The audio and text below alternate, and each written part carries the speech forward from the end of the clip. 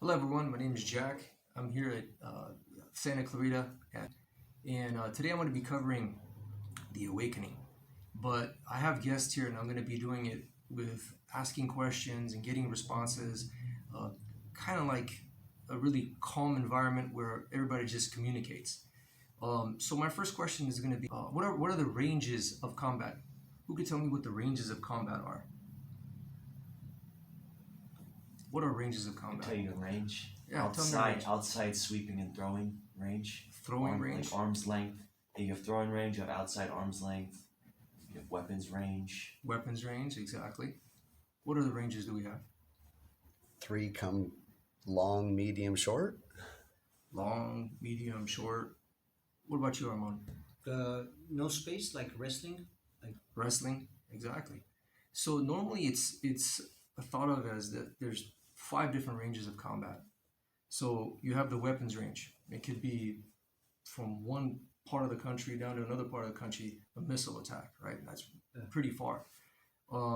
Also, when that range shortens down, you have the stick, the knife, the gun. Okay, that's all weapons range.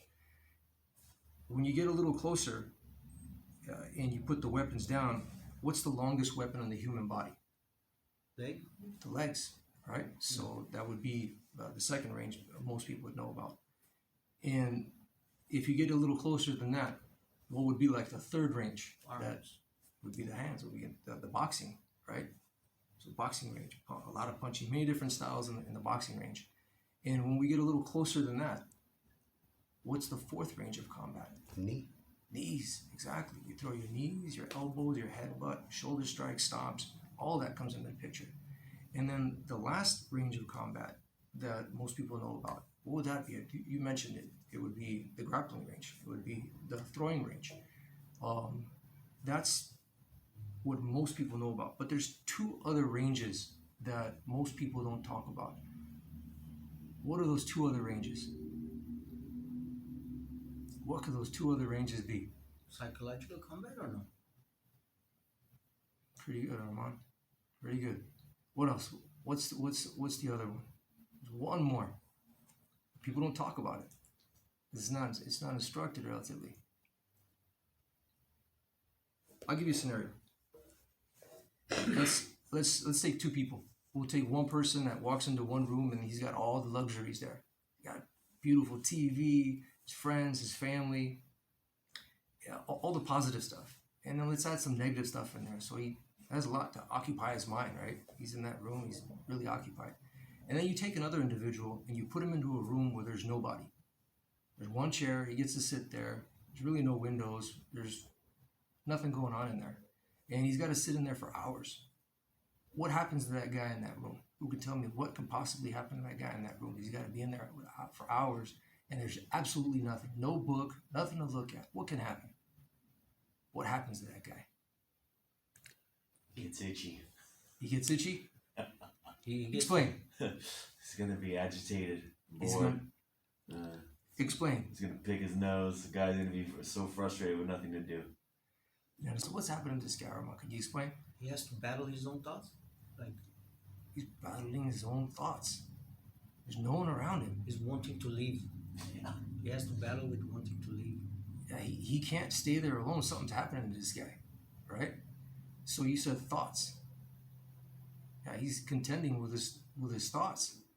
And what happens when you're in solitary confinement and you can't leave?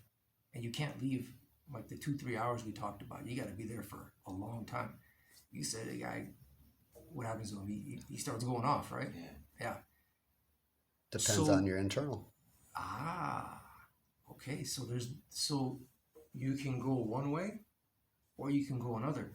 Most people, when they're in their head, they start losing it. Okay, so there's a battle going on that no one's around, no one's offending you, no one's taking anything from you, there's no injustice being done to you, but yet there's a war.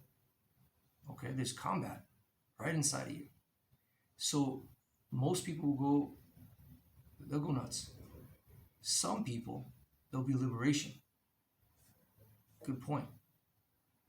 And that liberation in that liberated state, they're aware of themselves. They're aware of what's happening. Their minds are going to the past. It's going to the future, right?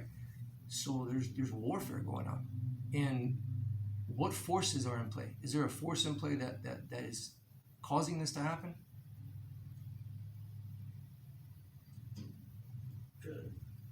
Just your memories and stuff. Memories. But what's causing those things to happen? What's bringing it forth within you? You're in an environment you're not used to or something, where there's no distractions. Now, there's two forces. One, there's a force of, we already covered it's negativity. It's a dark force, right? And what's the other one? The light Remember we force, talked about the shoulders? the dark and the light. Exactly. That's exactly what it is. So when you were watching Tom and Jerry, on the shoulders you saw that one guy with the horns and the pick, right? And the other one with the halo. That's exactly what's inside of you. And there's two forces, and those forces are battling right then and there.